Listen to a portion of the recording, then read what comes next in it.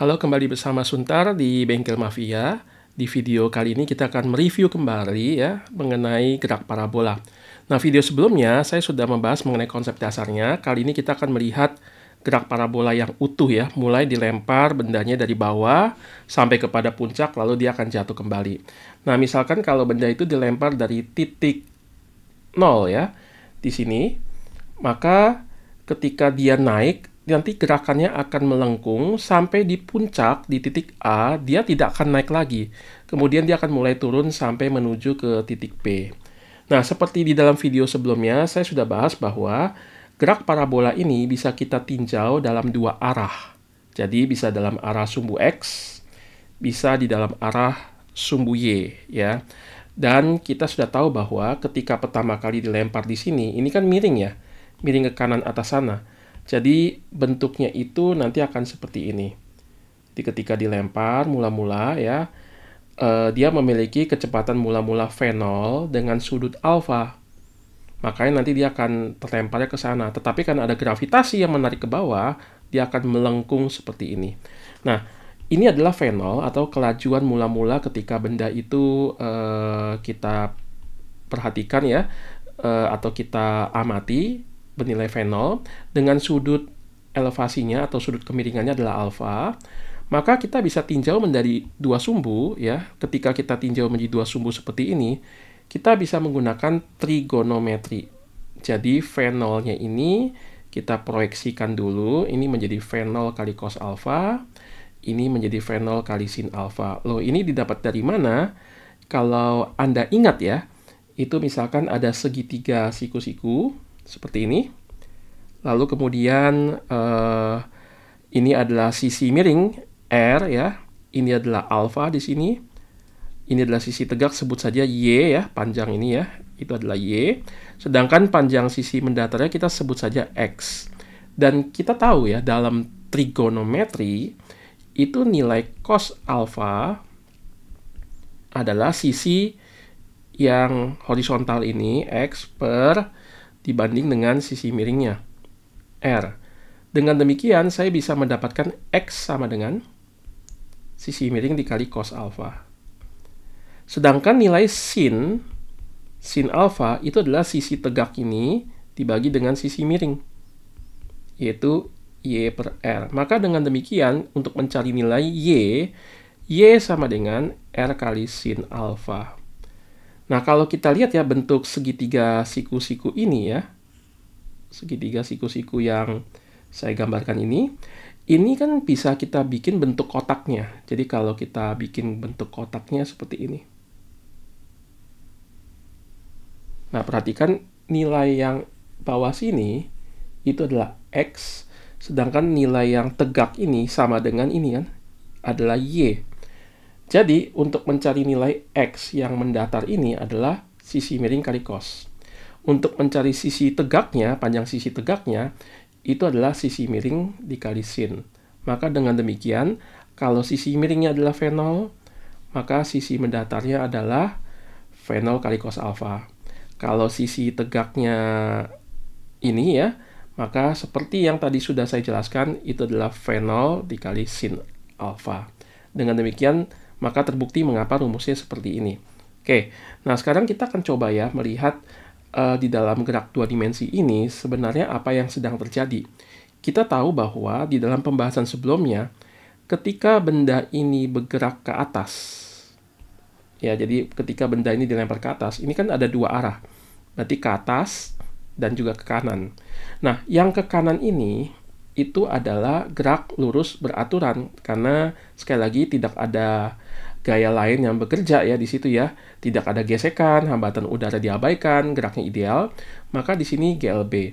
Yang ke atas ini adalah GLBB. Kenapa? Karena waktu dilempar ke atas ada gravitasi yang selalu bekerja ke bawah. Ya, dengan demikian kita bisa katakan gerak ke vertikal itu adalah GLBB. Nah, kita perlu ingat bahwa gerak GLB dan GLBB ya, rumusnya itu seperti apa ya.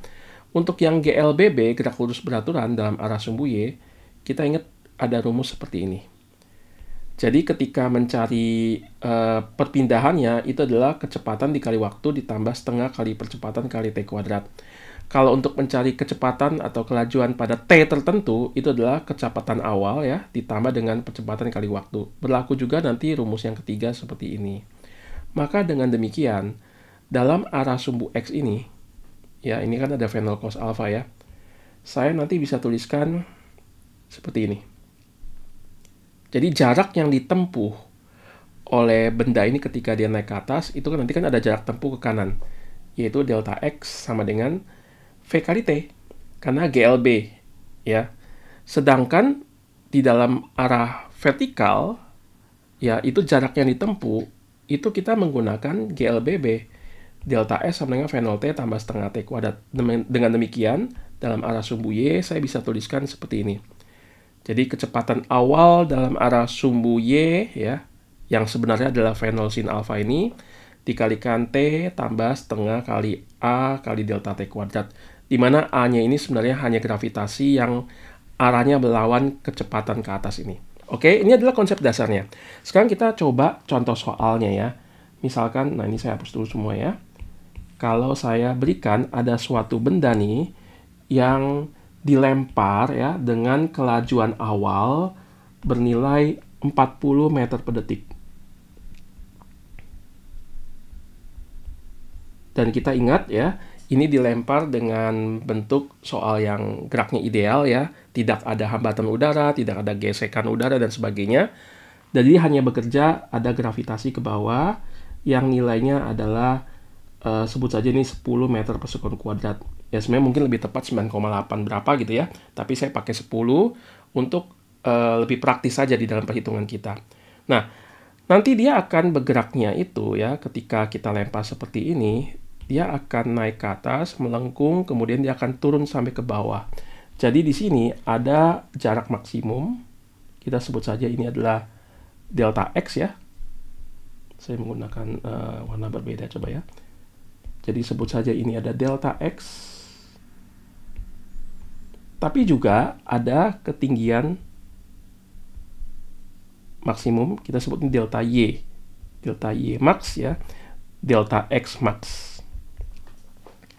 Nah, perhatikan bahwa ketika benda ini sampai di puncak atau di atas di sini, maka gerakan ke atasnya itu sudah habis. Jadi kalau tadi ya sudah saya bahas bahwa ketika kita proyeksikan gerakan yang miring ini, kan ini gerak miring ya. Untuk memudahkan kita proyeksikan ke arah sumbu Y dan sumbu X. Maka dengan demikian ada kecepatan dalam arah ke atas dan ada kecepatan dalam arah ke kanan. Ini kalau kita bikin kotaknya seperti ini ya. Oke. Nah, yang ke arah kanan ini sebut saja dari soal ini diberikan sudutnya ya, sudut ini elevasi alfa ya, diberikan alfanya itu 53 derajat. Dengan demikian sin 53 derajat kita menggunakan 0,8. Lalu cos 53 derajat ini kita gunakan nilai 0,6. Nah, berarti ya kelajuan ke kanan mula-mula ya ini adalah 40 dikali cos 53. Dalam hal ini berarti berapa? 40 dikali 0,6. Ya, 40 dikali 0,6 berarti ini 24 meter per detik. Sedangkan yang ke atas ya, ke atasnya itu adalah 40 dikali sin 53. Nah, sin 53 tadi kan di sini 0,8 ya. Berarti 40 dikali dengan 0,8. Nah, 40 dikali 0,8 itu adalah 32. Jadi benda ini atau bola ini ya, atau objek ini mula-mula diberikan kecepatan 40 meter per detik dengan sudut 53 derajat. Itu sama saja dengan benda ini dilempar ke kanan dan dilempar ke atas pada saat yang sama, bersamaan, dengan kecepatan mula-mula ke kanan adalah 24 meter per detik, dengan kecepatan mula-mula ke atas adalah 32 meter per detik. Dan ketika kalau ini dan ini digabungkan mula-mula ya, maka ini akan menjadi 40 meter per detik dengan kemiringan 53 derajat. Oke, tapi kita harus pecah 40 ini menjadi ke atas dan ke kanan supaya kita mudah menganalisanya. Kita analisis secara terpisah. Nah, sekarang ya, kita lihat dulu untuk mencapai puncak ya. Untuk mencapai puncak, kita bisa menggunakan syarat ketika di atas itu dia hanya ada kecepatan ke kanan, yaitu 24 ini. Kenapa demikian? Karena GLB, gerak lurus beraturan. Tidak ada gaya luar yang bekerja, hambatan udara diabaikan. Dengan demikian, kecepatan ke kanan ini selalu konstan ya. Jadi ketika ini naik ke atas di posisi ini dia punya kecepatan ke kanan 24. Ketika di sini dia punya kecepatan ke kanan 24. Ketika di puncak dia tetap punya kecepatan ke kanan 24. Ketika dia turun di sini bolanya punya kecepatan ke kanan 24. Bahkan sesaat sebelum menyentuh tanah kecepatan ke kanannya tetap 24 meter per detik ini. Karena gerak lurus beraturan, kelajuannya konstan. Tidak ada gaya luar yang bekerja. Tapi, kalau kita lihat setiap titik ini, misalkan ketika bolanya ada di sini nih ya. Tadi saya sudah katakan ya, bahwa ke kanannya tetap 24. Tapi ke atasnya, ini nanti akan memendek. Sampai di puncak, ke atasnya itu, ini tidak ada lagi. Atau, VY-nya, ya, VY-nya 0. Karena kecepatan ke atasnya ini, ya, dihabisi oleh gravitasi. Jadi mula-mula dilempar ke atas, ini 40 meter per detik ya, punya komponen ke atas 40 meter per detik. Lama-lama dia akan berkurang, dikurangi gravitasi, lalu dia akan berkurang, sampai di sini makin pendek. Sampai di puncak, tidak ada lagi kecepatan ke atas ini. Ya. Kalau tidak ada kecepatan ke atas, maka sudah saatnya gravitasi tetap bekerja kan? Nah, gravitasi yang tetap bekerja akan menimbulkan kelajuan mulai ke bawah. Jadi, itu sebabnya ini yang di puncak mulai turun gitu. Nah, ketika dia mulai turun, ya, misal posisinya di sini, maka kita akan mendapatkan bahwa di sini mulai bertambah nih kelajuan ke bawahnya. Tapi ke kanan tetap 24. Begitu ya.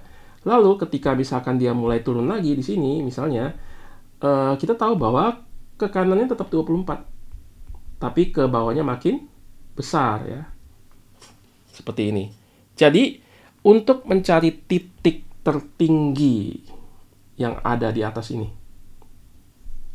syaratnya selalu V dalam arah vertikal, kondisi bolanya selalu 0. Ini adalah syarat yang penting sekali. Kalau Anda ingin mencari ya, misalkan waktu yang diperlukan untuk mencapai ke atas ini dari bawah sampai ke atas gitu ya. Berapa sih lamanya bola untuk mencapai ke atas? Nah, kita perlu tahu dulu kondisi di atas. Apa kondisi matematis yang menggambarkan bola ini sedang di sini, sedang di puncak. Ini. Ya, jadi ketika V-nya atau kelajuan vertikalnya sama dengan 0, atau kelajuan ke atasnya ini yang mula-mula ada, dihabisi oleh gravitasi sampai habis, tidak bisa naik lagi, berarti sudah di puncak karena nggak bisa naik lagi, itu adalah V-nya 0.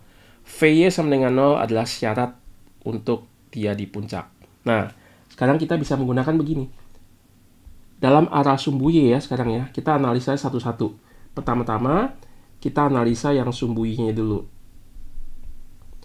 Dalam arah sumbu Y, berarti kan VT sama dengan V0 plus AT. Ingat sumbu Y GLB karena ada gravitasi atau ada percepatan atau gaya gravitasi atau gaya luar yang bekerja pada benda tersebut kan. Jadi di sini GLBB. Nah, saya mau cari kelajuan tiap saat, berarti pakai yang VT sama dengan V0 plus AT. Nah, perhatikan bahwa ya, ketika saya tuliskan VT, maka di sini bukan lagi VT, tapi dalam arah sumbu Y kita pakai saja VY. Nah, V0-nya apa? V0-nya adalah V0Y. Ya, V0Y. Dalam hal ini adalah 32 ini. Jadi 32. Plus ya. Nah, karena gravitasi melawan kelajuan ke atas yang 32 ini, maka ini min 10 dikalikan T. Nah, ini adalah kelajuan V dalam arah vertikal tiap saat. Jadi misalnya kalau T-nya 1, artinya bolanya ini sudah bergerak 1 detik ya. Berarti 32 dikurang 10 kali 1. 22. Berarti setelah 1 detik, begitu naik ke atas di sini, ini akan memendek. Ya, 32 ini akan berkurang menjadi 22. Kalau sudah 2 detik nih, T-nya 2 detik, maka 32 dikurang 10 kali 2, 32 dikurang 20, 12. Jadi setelah 2 detik misalnya sampai di sini. Ya, maka kelajuan ke atasnya itu 12, bukan lagi 32 yang seperti di awal di sini. Ya. Nah, bagaimana kalau sampai di atas di sini? Ingat syaratnya apa? Kita tuliskan saja VY-nya harus 0. Dengan demikian, syarat untuk mencapai puncak itu adalah VY sama dengan 0. Atau 32, karena rumus VY kan adalah ini ya, dikurang 10T sama dengan 0. 32 sama dengan 10 dikalikan T. Maka T sama dengan 32 dibagi 10 atau 3,2 detik. Ya, 3,2 detik. Jadi waktu yang diperlukan agar bola ini bisa untuk mencapai puncak sampai ke atas, ini adalah 3,2 detik. Ya, jadi mudah sekali ya. Nah, kuncinya 3,2 detik ini penting sekali ya. Karena kalau dia naik ke atas 3,2 detik, berarti dia dari atas ke bawah juga simetris 3,2 detik juga. Dengan demikian nanti kita bisa cari jarak maksimum, kita juga bisa cari ketinggian maksimum ini. Oke, sekarang saya rapikan dulu ya. Jadi hal-hal yang tidak saya perlukan saya keluarkan dulu ya. Oke.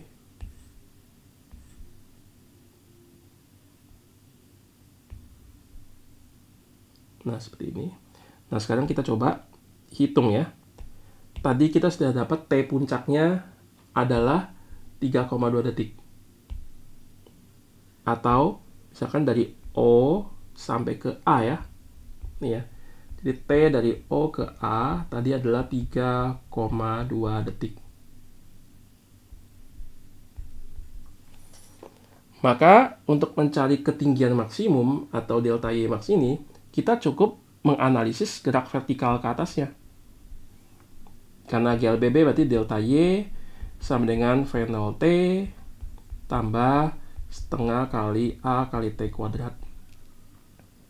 Atau delta Y sama dengan V0-nya yang mana ya? V0-nya adalah kelajuan awal dalam arah sumbu Y, 32 ini. Ya, karena ini kan 32 ya, perhatikan ya. Berarti 32 dikalikan apa waktunya? Waktu untuk mencapai puncak ya, atau waktu ke atas sampai puncak ini adalah 3,2 yang tadi kita sudah hitung ya. Berarti 32 dikali dengan 3,2 tambah setengah kali A-nya, ingat min 10 dikali dengan, nah T kuadratnya kan ini 3,2 ya. Jadi 3,2 kuadrat. Jadi ini kita akan dapat Y puncaknya. Tinggal dihitung ya. Ini berapa meter. Sedangkan bagaimana untuk mencari delta X maksimum ini? Karena delta X maksimum ini kan gerak dalam arah sumbu X nih, ke kanan ya. Dan itu adalah GLB, gerak lurus beraturan. Dalam arti tidak ada gaya luar yang bekerja, karena itu geraknya ideal, hambatan juga diabaikan.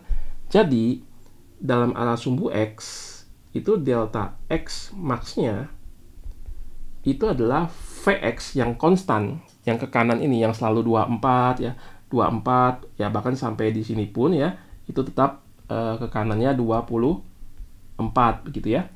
Jadi Vx-nya yang konstan ini dikali dengan waktu dari bawah sini sampai ke atas sampai ke kanan. Karena ketika dia naik sampai turun gini, pada saat yang sama dia gerak ke kanan kan, pada saat yang sama. Berarti T-nya sama, yaitu 3,2, tapi kan 3,2 sampai di atas. Hanya saja ini harus turun lagi gini. Berarti 3,2 detik tambah 3,2 detik itu adalah waktu dari sini sampai sini. Yaitu 6,4. Ya, 6,4 detik. Jadi delta X maksimum adalah Vx yang adalah 24 meter per detik dikali dengan 6,4. Nanti Anda akan mendapatkan jarak maksimum ya di dalam arah sumbu X. Oke, ini adalah pengantar ya untuk gerak parabola yang sebenarnya penuh ya dari awal ketika dilempar dari suatu posisi titik 0, kemudian dia akan naik, kemudian dia akan turun kembali ya. Nanti kita akan mencoba beberapa latihan soal di video selanjutnya. Oke, selamat belajar.